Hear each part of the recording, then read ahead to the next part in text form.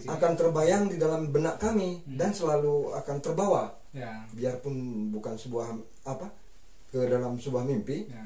tapi apa yang kami buat, biarpun sebuah ayat kursi ataupun asma Allah atau Allah Muhammad yang kami tuliskan, setiap kami tuliskan itu sebuah penelitian juga, ungkapan jiwa. Setelah itu mereka di dalam batin kami, setiap kali kami buat, kami merasa sesuatu. Nah, ada penambahan sesuatu. Waktu kami buat pertama mungkin kami cuma mengatakan, oh ini ketangkasan tangan. Yang kedua kadang-kadang suara hati. Nah, jadi banyak yang saya lukiskan, umpamanya seperti lukisan gambar-gambar pahlawan sejarah seperti Adi Genali, Datu Beru, yang mungkin orang lain tidak suka melihatnya. Tapi pada saat sekarang mereka sendiri yang setelah membuat itu bukan seperti yang saya lukiskan. Nah, mungkin karena itu jiwa saya sebagai pelukis. Mungkin dulu saya masih SMA saja begini sejarahnya. Kenapa di Takengon sekarang di ulang tahunnya mereka mengatakan begini-begini. Jadi ada bentrok di jiwa, batin kita dengan real kenyataan yang hari real kenyataannya. Dan saya mempunyai koleksi sebuah lukisan yang menceritakan itu semua. Sehingga bertolak belakang dari situ, ini yang menjadi titik poin pembicaraan kita, menjadi ada fluid di sini. Ini ada satu kendala. Karena saya menginginkan ini tadi, mungkin dengan fluid ini saya bisa mempelajari semua trotoar kaki-kaki 5 ini. Seperti pengalaman saya melihat kota Jakarta, Bandung, Surabaya, saya lihat mereka berani membuat kelompok-kelompok teman-teman mural. Jadi saya juga, apakah dengan ini mungkin saya bisa.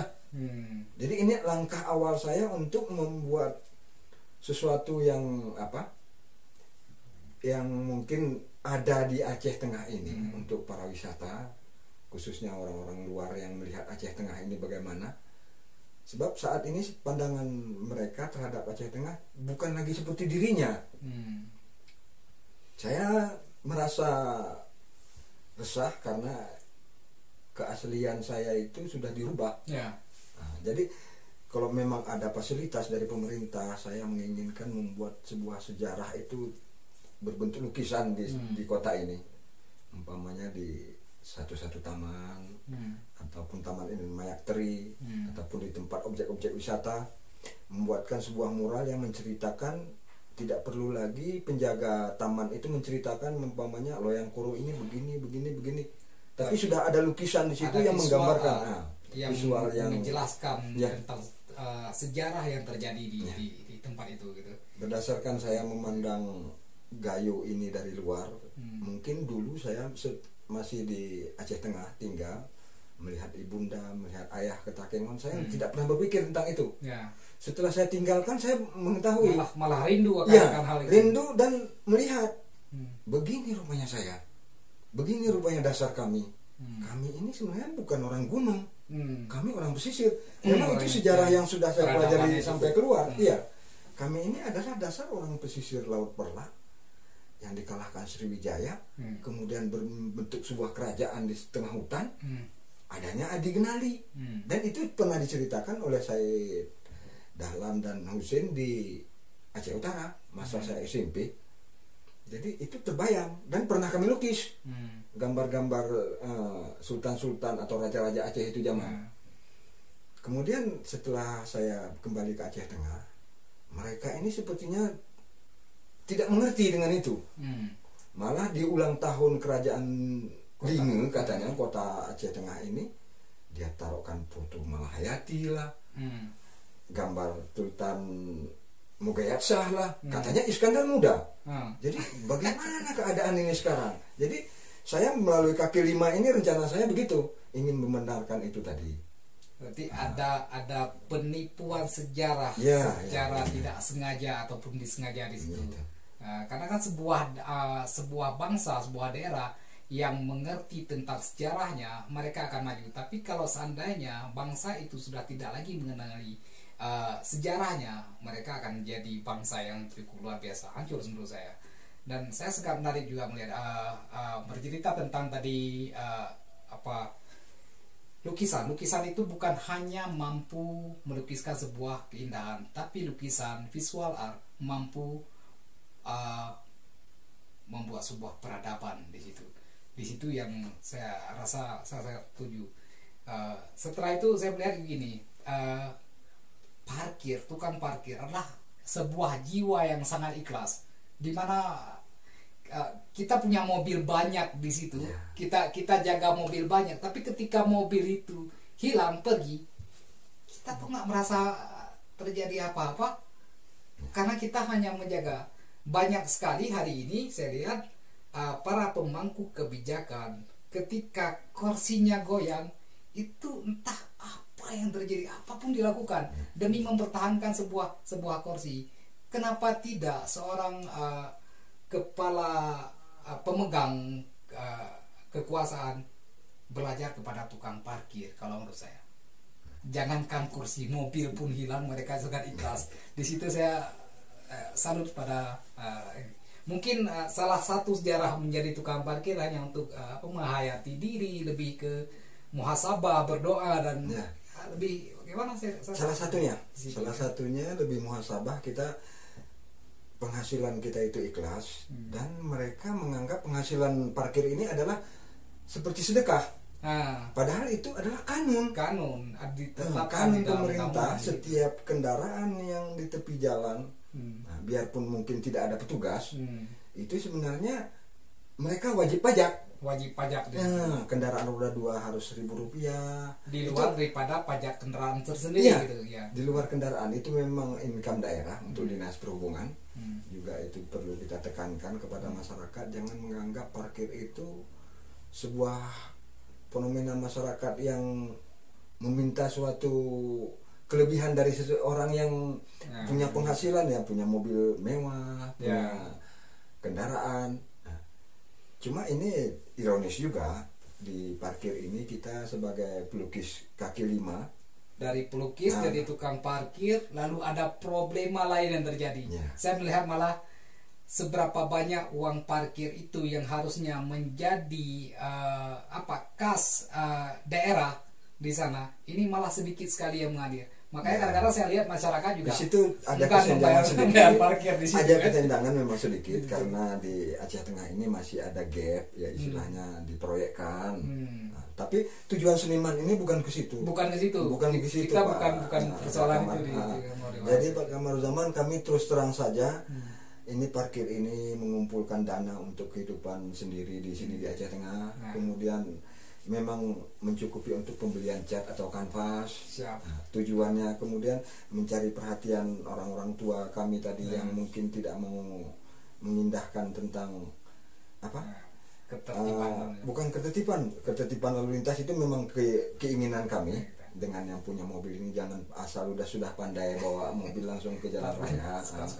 Jadi kami juga menegakkan itu, disiplin lalu lintas. Biarpun mungkin Bapak Satlantas tidak meminta, tapi kami memang mengatur itu juga. Di samping kami meminta bayaran atas menunggu kendaraan mereka jangan terganggu atau bagaimana. Tapi mereka pernah tidak merasa masyarakat ini itu sebuah kanun. Mereka merasa jerih kami, lebih-lebih kami di tempat parkir yang di lokasi kami khususnya, atau saya dengan teman-teman, kami parkir itu tidak mau membiarkan begitu saja. Kami menaruh karton pada saat kendaraan mereka, saat dia hujan, kami juga menyediakan kain lap. Mungkin di tempat parkir lain tidak ada, di tempat parkir kami mungkin ada. Itu khususnya di depan Musara Alun ataupun di depan BSI. Ini tujuan saya memang untuk mencari dana biar bisa membuat sebuah karya seni untuk daerah saya. Jadi bekerja sebagai tukang parkir untuk mengatur bagusnya lalu lintas di situ rapi. Setelah itu juga untuk mencerdaskan masyarakat bahwa ada loh kanun pula untuk mengatakan bahwa harus bayar pajak sekian, 1.000-2.000 di tempat parkir. Dan saya juga merasa begini, perlunya peranan pemerintah untuk meluruskan semua. Jadi apa yang masyarakat berikan kepada parkir ini ada terbawa kepada kas daerah.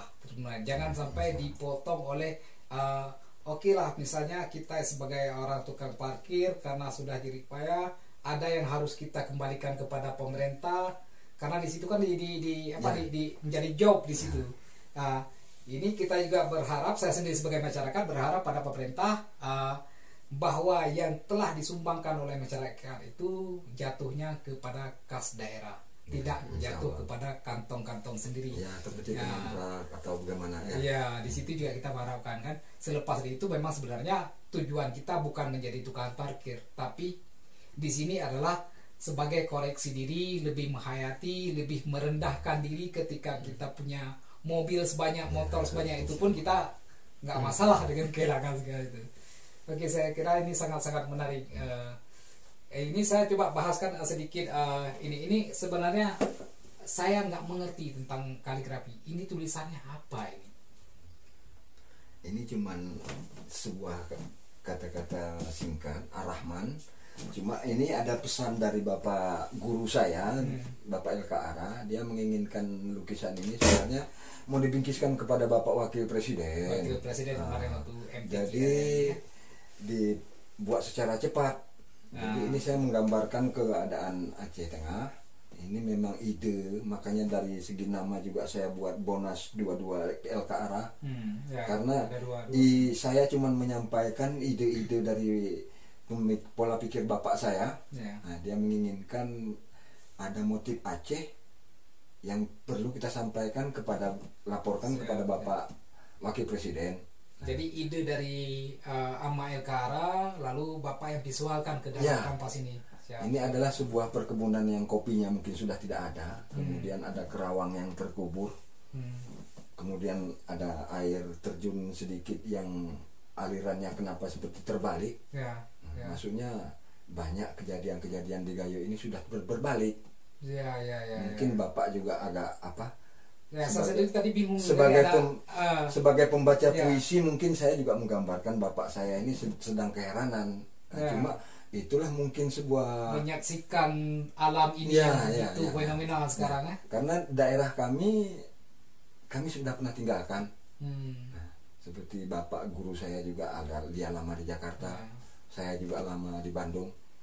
Jadi mungkin kesan kami terhadap daerah itu begitu. Ketika kami kembali kok begini, begitu. Jadi ada yang hilang. Ada yang hilang, ada yang tidak seperti dulu lagi. Itu saja. Nah, dan dulu kami melihat begitu Gayo ini dengan asamnya, dengan pokoknya basic sejarah kami cukup bagus. Asam di gunung katakan asam gunung garam di laut itu asamnya masih belum ada ya. Kami punya adat Malu ataupun kalau bahasa kami sendiri, kami punya sumang yang sumang, mungkin sudah hilang. Itu mungkin yang kami tertanamkan di dalam sebuah cerita kerawang ini.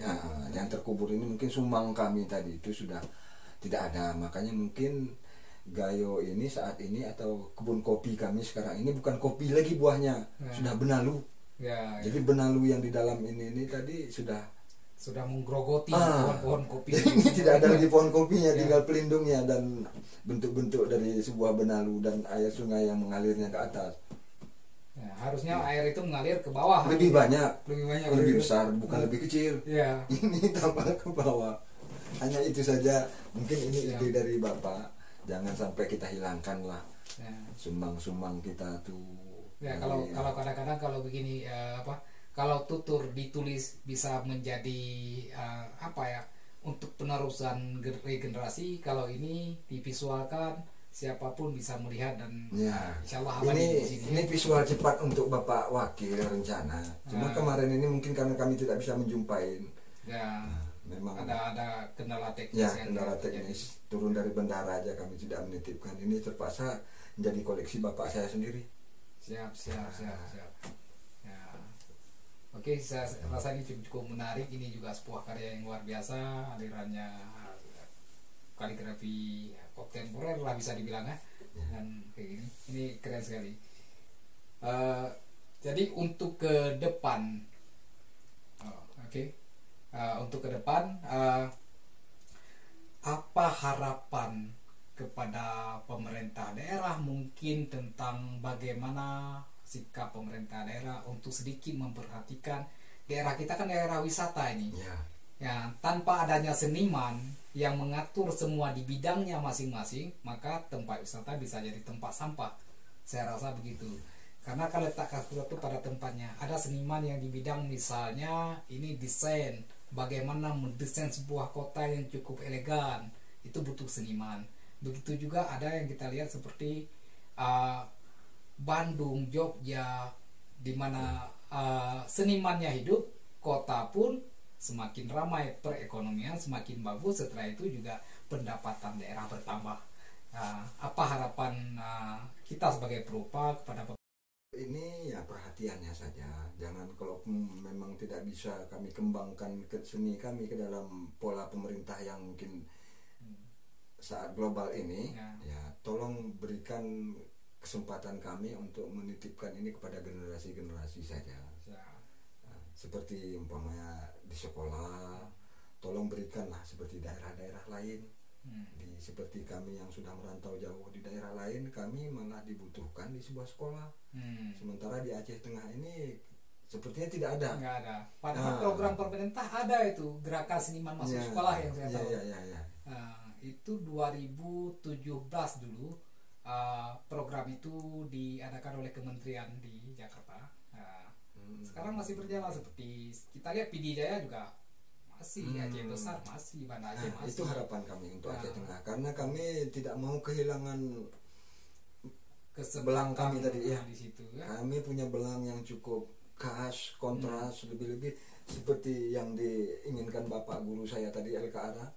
Mungkin dengan sebuah puisi mungkin Kerawang itu tidak bisa diceritakan, tapi dengan gambaran saya mungkin saya bisa melukiskan isi hati dari guru saya itu, menginginkan bagaimana begitu daerah kami ini. Karena saya lihat juga penting sekali peran seni rupa di dalam membangun peradaban dan juga mengembangkan otak, karena dia otak kiri esat itu kali-kali mati-mati, sementara otak kanan itu seni, budaya, sosial di situ. Jadi regenerasi yang terjadi ke depan saya juga melihat, kebetulan juga saya berkecimpung di situ. Penting sekali untuk anak-anak ketika dia nanti menjadi pejabat. Ini kan harapan generasi penerus nantinya. Ketika menjadi pejabat yang sosialnya tinggi, yang keseniannya tinggi, mampu mengelola daerah dengan bijaksana. Nah, kalau misalnya di sekolah-sekolah kita hanya mengandalkan guru SPD untuk mengajarkan seni, ini kadang-kadang bukan ranah mereka. Di situ kadang-kadang karena kami juga guru seni ingin menanamkan kepada murid-murid seperti moto kami sendiri tadi, adalah dengan seni hidup ini akan bisa indah. Biarpun singkat mungkin Pak, seberapalah umur kita ya. Cuma dengan ilmu ini semua sesuatu itu akan menjadi mudah. Nggak indah Pak, mudah. Cuma mudah begini, mudah begitu kan, tapi belum tentu indah Pak. Kemudian orang seniman memang ibadah juga perlu. Makanya dengan agama, jadi 3 moto dalam hidup saya Pak. Dengan seni hidup akan indah, dengan ilmu hidup akan mudah, dengan agama kehidupan kami akan terarah Pak. Jadi sudah indah, mudah, terarah, saya rasa sudah cukup Pak. Bagi saya seorang seniman itu sudah mencakup dari 3 tauhid dan fikah dan tasawufnya sudah di situ Pak. Sudah lengkap di situ. Sudah di situ. Karena seniman tanpa agama juga akan betul, hancur ke situ. Ini saja yang bisa saya sampaikan Pak. Oke, terima kasih Pak sudah bersedia ke sini. Assalamualaikum warahmatullahi wabarakatuh. Waalaikumsalam warahmatullahi wabarakatuh.